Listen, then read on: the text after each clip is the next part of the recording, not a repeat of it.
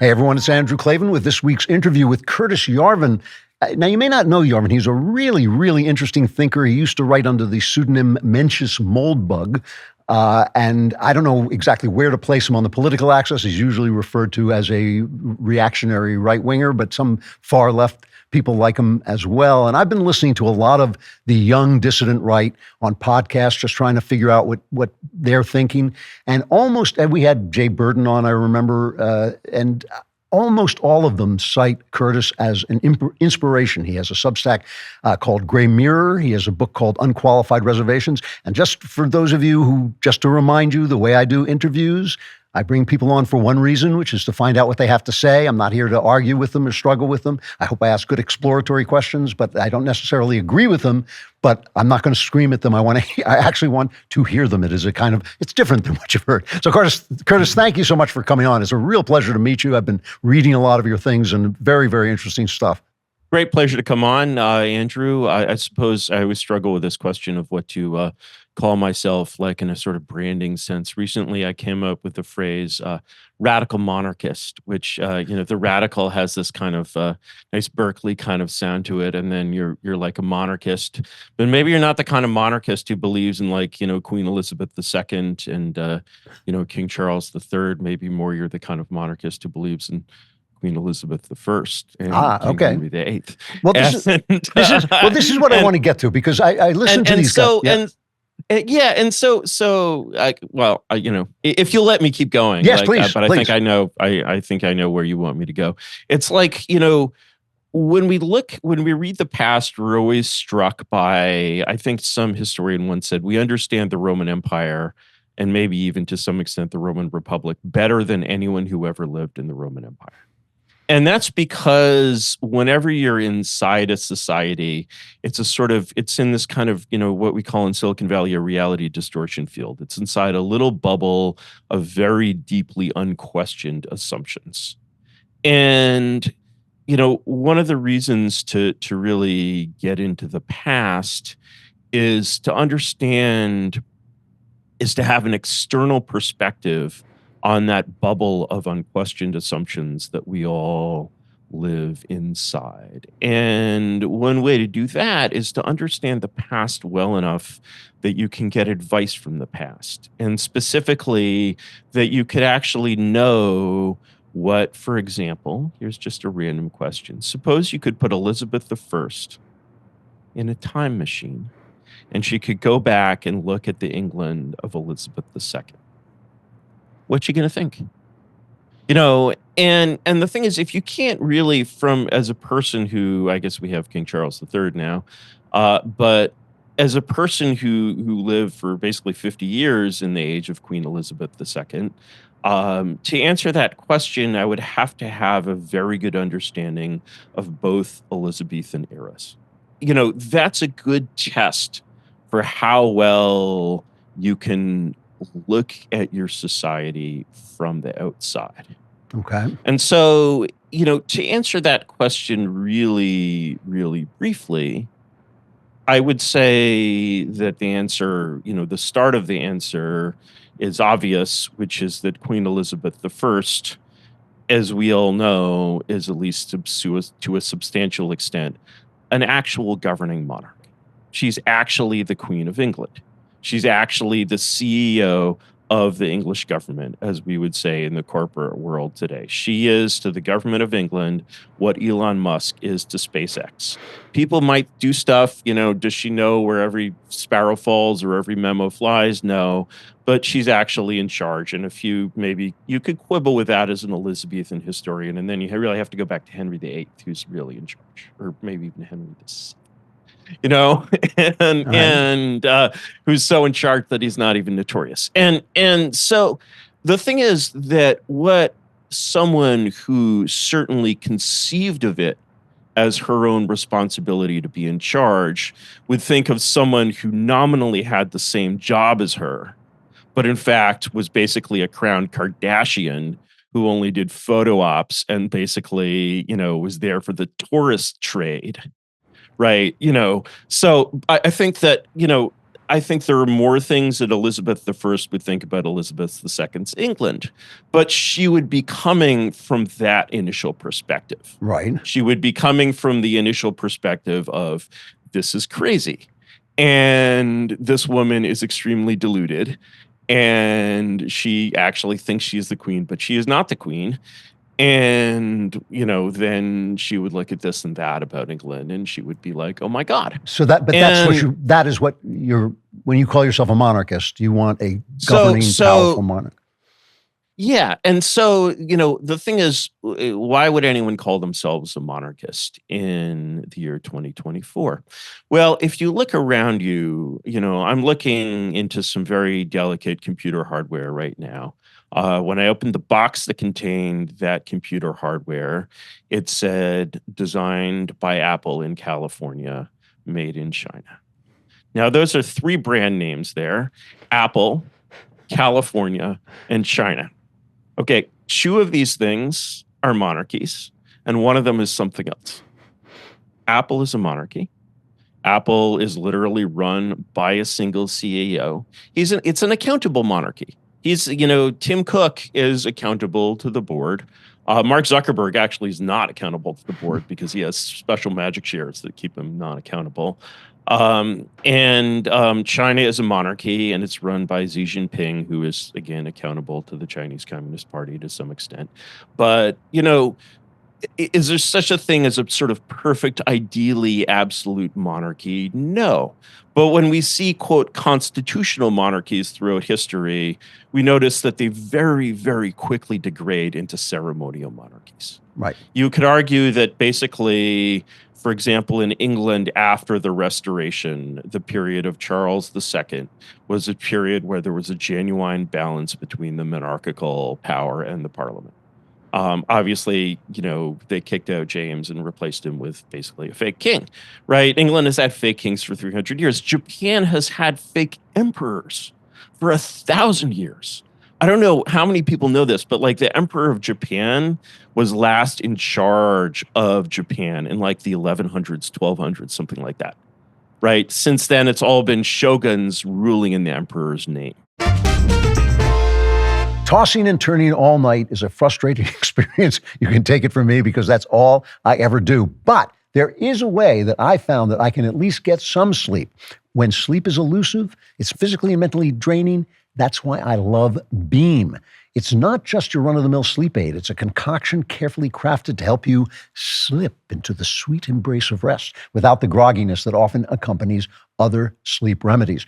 Beam Dream contains a powerful, all-natural blend of reishi, magnesium, L-theanine, apigenin, and melatonin to help you fall asleep, stay asleep, and wake up refreshed. It's really good. It tastes good, and it really does just kind of ease you to sleep. I'm not kidding. And, with me, obviously, I'll get an hour or 2 hours, but you will, if you fall asleep, you will stay asleep. Today, my listeners get a special discount on Beam's Dream Powder, their best-selling hot cocoa for sleep with no added sugar, now available in delicious flavors like cinnamon cocoa, chocolate peanut butter, and mint chip. Better sleep has never tasted better. Just mix Beam Dream into hot water or milk, stir or froth, and enjoy before bedtime. If you find yourself battling the bedtime blues, give it a shot. Your weary self will thank you. If you want to try Beam's best-selling Dream Powder, take advantage of 40% off for a limited time when you go to shopbeam.com/Klavan and use code Klavan at checkout. That's shopbeam.com/Klavan with my promo code Klavan for up to 40% off your order. You know how to spell Beam. Why am I spelling Beam? I should be telling you how to spell Klavan. It's Klavan. There are no E's. I just make it look this easy. There are no E's in Klavan. Can I back you up just a second? Yeah. When you were talking about the computer, it's made by Apple in California. Is your point there that only 2 of those entities Imagine are functioning? if the state of California tried to make a computer. Okay. Imagine if the state of California tried to make an electric car. Now, they wouldn't actually pretend. There was a time when these projects could be done this is not a permanent quality of government, the way libertarians think. Right. The Manhattan Project was the most successful and effective engineering project of all time. It was a government project. And when we look at that project, we see that it was run almost exactly like a Silicon Valley startup, right down to having the technical and the non-technical co-founder. So it's really more a diarchy than a monarchy, is one thing that sort of Silicon Valley's kind of had this kind of minor variation Right. on the design. But mostly, if you want to get anything actually done in this world, you give it to one person and hold him or her accountable for their results. But doesn't Silicon Valley produce the ideas that these people then actualize? I mean, in other words, Oh, sure, all but the people the who are living in actualization, California. Yeah. if you go to DC, you'll see a lot of ideas, in and around the government. There is no shortage of ideas in and around the government. But the government, because of the way the administrative state operates, and this is one of the things that I think is most important for people to understand, is the difference between a private corporation and the administrative state, the deep state, whatever you want to call it. Yes, the fact that people can't be fired is an obvious difference in the deep state, but it's so much deeper than that, right? I actually grew up in the deep state. So my dad was a foreign service officer. My mom was a DOE. My stepfather was on the Hill. So I kind of have a certain familial understanding of the way DC operates, and also have a personal understanding of the way Silicon Valley operates, because I've been a CEO out here in a small way. So these things are night and day. And so the thing is, when you look at the federal government, there are times in the past when it has worked as a monarchy. FDR, I have a lot of bad things to say about FDR, but like him or not, he was the monarch of America. And if you look at the way the New Deal operated, imagine a world in which Washington is as efficient as a startup, and actually kind of runs like a startup, and is kind of young and fresh and full of really talented people, and works kind of like Uber. And you'll understand why people develop this immense trust in the deep state, this generational trust. It's like the way people trust Apple or Google, but even more so. It did incredible things. It conquered the world. You have to respect, when you look at this monstrous, cancerous blight that is Washington, D.C., you can't forget the fact that 75 years ago, it conquered the frickin' world. Right. Right. And so, on the other hand, if basically you gave everyone an Apple a permanent job for 80 years and made it completely unaccountable to market results. I mean, Apple went downhill very quickly without Steve Jobs. And right. it was a death's door. But my question, though, just to go back for a second, the computer revolution, like many other technical, fracking revolution, came out of the kind of mess of America. It came out of these people. Sure. Who were, so the thing is, when we think of monarchy as a kind of an organizing force, what we see is actually if you're looking for a system that is this kind of single unified monarchy where the king tells everyone to do, you're looking at the world of the ancient Incas, right? The Inca civilization was like this. It was just incredibly, unbelievably, absolutely totalitarian. And so what you see in successful systems is that it's like laying tile or something. You have these blocks of monarchy, and then the blocks are competing with each other and holding each other accountable through competitive tensions. Do you remember, the movie The Third Man, of course? Yeah, sure. One of my favorites. That great Orson Welles speech about Italy and the cuckoo clock. Did you know that Orson Welles actually ad-libbed that speech? It wasn't in the script. Yeah, I know. God knows where he came up with it. But, here's this incredible insight. And this insight is running absolutely counter to what everyone believed at the time, because this is the era of Wendell Willkie, one world. People really believed in the United Nations. They thought it was going to be like the EU, but for the world at the time that this movie is made, right? And so basically, when Orson Welles comes out and says, he just says it like he really knows it. I mean, the history is all false. All these Swiss kings were fighting each other, right? But when he says this kind of deep truth that's so counter to what everyone believes in that moment, it's just creates this really powerful, moment, because everyone in this, in their bones knows that it's true. It's the fact, what keeps Apple effective? it's a little tough because Apple is kind of a monopoly in some ways. But imagine Apple without Android, right? It would be a lot fatter and happier and basically more on its way toward evolving into something like the Department of Energy. Most people don't know that the Department of Energy is the lineal bureaucratic successor of the Manhattan Project. And it actually evolves into DOE. And so when you look at the federal government, this is the point that's really important to note is that the most important difference between Apple and say the Department of Energy or the state of California, which is only in a way a symbolic difference. Even the fact that it's a monarchy is different. What's important is that Apple operates on what the US military calls mission orders. The idea of mission orders, there's a German name for it, but that doesn't mean the Nazis invented it.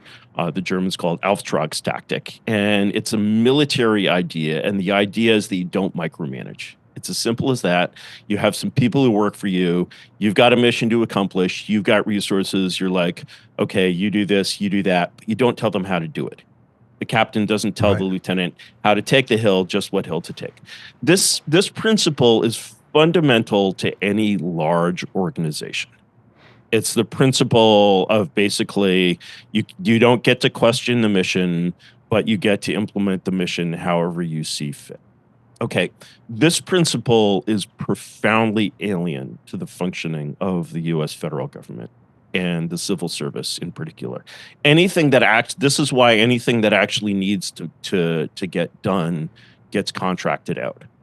Because actually the way the civil service operates is on the basis of process. So if you're in the civil service, basically there's a process, there's literally a law that's, in many cases, that's describing what you're there to do. Let's say you're a vice consul at a, consulate in Santo Domingo, which was my dad's first job back in the 70s in the State Department. Your job is to apply U.S. immigration law. Right. And there's a process for applying U.S. immigration law. That law basically describes what you're doing. You're not like, nobody comes to you and is like, hey, Herb, why don't we pick out 10 guys today who we think would make really good Americans? Can I interrupt you for a sec? Because there's so much, there's so much coming at me that I really have to parse some of it and just take some of it apart. So I understand, because obviously the first thing that, conservatives theoretically are supposed to be worried about is freedom, is people having the freedom to, and the idea, remember that the ideas coming out of an Apple or any company are generated by the profit motive. They want to make money so that they have the freedom to collect this money and keep some substantial amount of it. So they are inspired to do that. All of those. So do you know that? I think can I anticipate? I think your question. Okay. So do you know the concept of the theory of the firm? This is a basic economics concept. And, the idea is like, why is Apple one block? Why don't instead you have a bunch of people basically signing contracts with each other? So in order to implement the functioning that is Apple, why isn't Apple, why doesn't Apple in a libertarian contract oriented world, why do we still even have concepts like employee? Why don't we basically just make deals between individuals and all of those agreements between individuals add up to Apple? Right. I used to be a libertarian, so I can speak libertarian pretty good. In fact, this laptop is resting on 3 copies of Murray Rothbard. So the answer again is that basically, and I think this is one thing, it's sort of, it's very interesting that historically, we live in an age when to be a conservative is to emphasize freedom over, for example, duty, order, family, responsibility. Well, I think all those things are necessary for freedom, but yeah. Yes. Well, yes, exactly. And so in a way, basically, I think that the conception of freedom that kind of goes, back before the American era in the European tradition is that the amount of freedom that is healthy for any person or any system is completely dependent on the nature of that person or system. My 16-year-old daughter, for example, needs a very different level of freedom from my 17-month-old son. So, if you have a child who's a heroin addict and they're 25, they need about as much freedom as an 18-month-old. And so, just as, those are examples just on the individual level.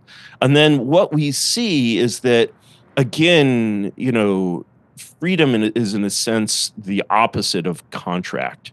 So when you sign an employment contract for Apple, you give up all kinds of freedoms for like very, very large parts of your day. You agree to basically be part of this ordered system for getting things done, for making these frankly amazing laptops that could only be done in this structure that is remarkably reminiscent of an army or a plantation or a manorial castle or something very, very antiquated.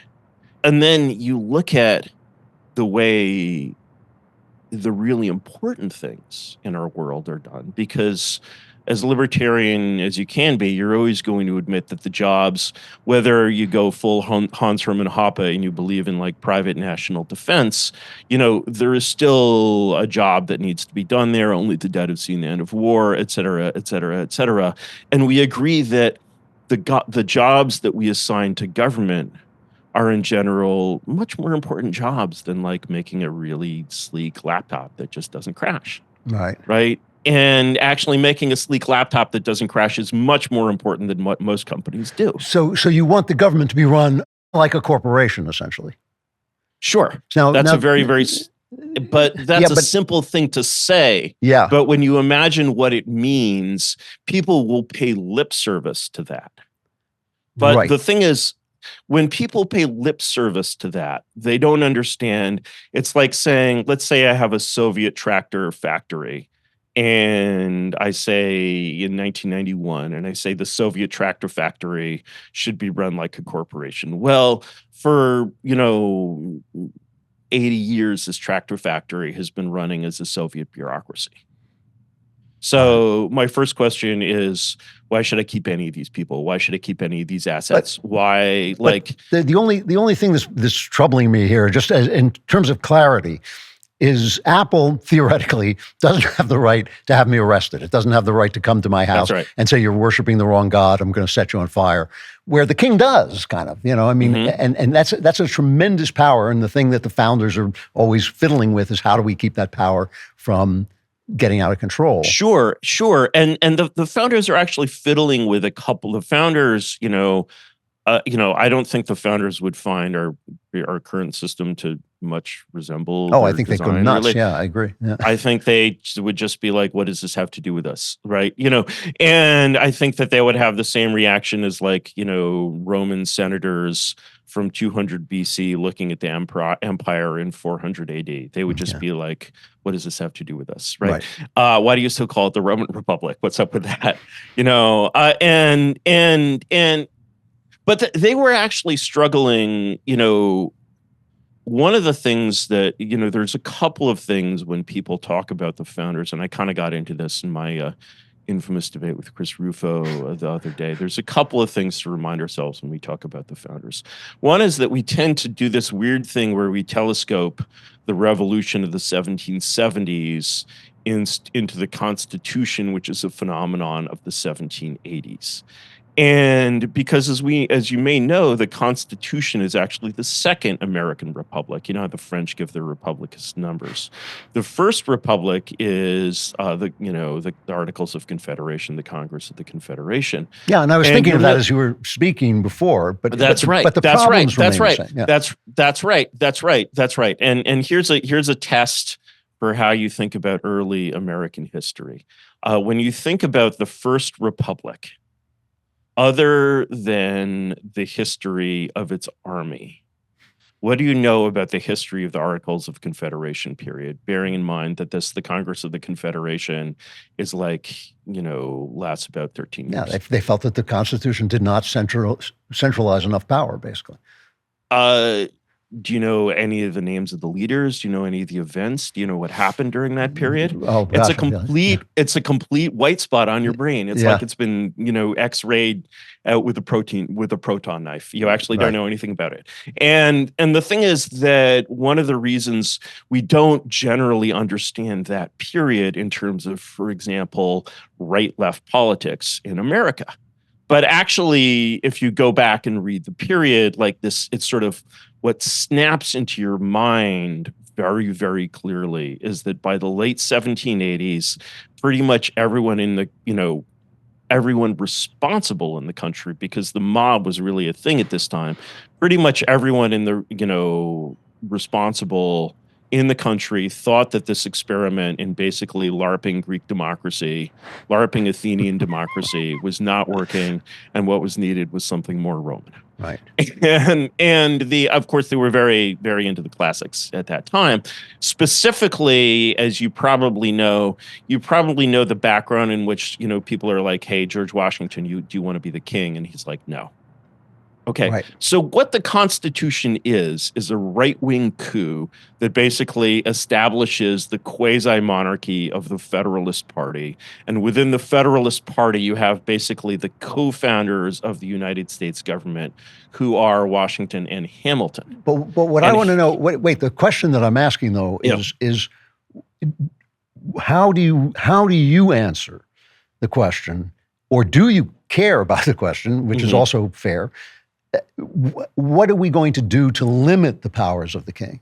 How do you, so first of all, there's one of the classic or one of the fundamental kind of errors in terms of pre-democratic political science is that when the problem that you're facing in creating an accountable monarchy is you're actually caught between Scylla and Charybdis, because you need the CEO to not be micromanaged in any way. You need him to actually be the CEO, but you need him to be accountable. If you've hung around in the private sector much, for example, the way they solve this problem at Apple is they have a board of directors.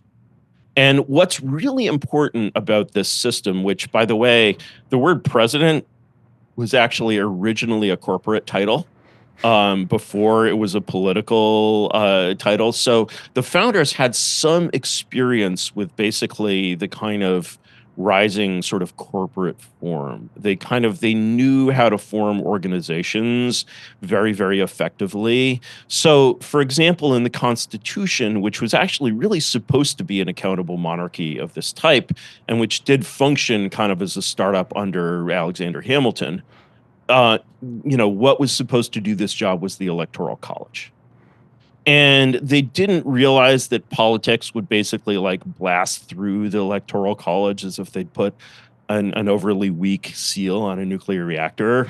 They really thought that the Electoral College was going to be a bunch of like anonymous, not anonymous, of like, prominent statesmen who would choose basically the candidates for president as if they were like a CEO search firm. So that was basically kind of the start of their design. Of course, like any system that you don't get a chance to test before it's shipped, like the Electoral College just never worked at all. So when you're basically looking at the Constitution sort of in this way, like a software engineer, you're like, oh, I see what they were trying to do here. And, you can also see what they were trying to do because they wrote about it in the Federalist Papers. Now, so they really understood the concept of an executive. They really understood the nature of an executive branch. As I often say, we don't have an executive branch today. We have an administrative branch. It's a completely different thing. And it's run by process set down by the judicial and legislative branches. Really, like, you don't need to steal an election in this country because the president doesn't have any power over the executive branch. And what to do about changing that is one thing, but like, You think you're electing Queen Elizabeth I out there, but you're actually electing Queen Elizabeth II. And if that's the only thing you learned from me today, I think that's that's probably the best. A fair assertion. I would like, I was going to say that I would be willing to have a monarchy if we have Queen Elizabeth I, but I'm afraid of all those other guys. Here's the thing. Just so sort of I've got 1 minute, Curtis. So you got to To put it in perspective, basically, so I have various gimcrack designs for trying to make a monarchy completely safe. They're a lot too much to go into, here. But the basic question is that human history has run for thousands of years on one of three operating platforms: monarchy, oligarchy, or democracy. What we have here is not a democracy because the people aren't powerful enough to rule it. Very simply, like, there's no alternatives besides oligarchy and democracy. What you got is an oligarchy. Now, you can say, well, a lot of crazy things can happen in a monarchy. King can go insane. He can get a brain tumor or whatever. Yeah, that's dangerous, But if you look at the record of like true monarchies before the age of revolution, you're not seeing Hitler. You're not seeing Stalin. You're seeing some who are good and some are okay. You know what? Pick any one of the Fortune 500 CEOs. They'll probably do fine. You won't start the second Holocaust. I gotta stop you, but it's really interesting talking to you, Curtis. I'd like you to come back. I hope we'll get to do it again. Yeah. Thanks so much. Pleasure. Thanks a lot. It's nice to meet you. All right. Well, I'm waiting for Queen Elizabeth to come back. I've always been a fan. I'm a fan. I'll write her and see if she shows up. But an interesting conversation. For more brilliance and laughs and all kinds of things, candy, maybe even some little alcohol, come to the Andrew Klavan Show on Friday. I will be there. I hope you'll be there too.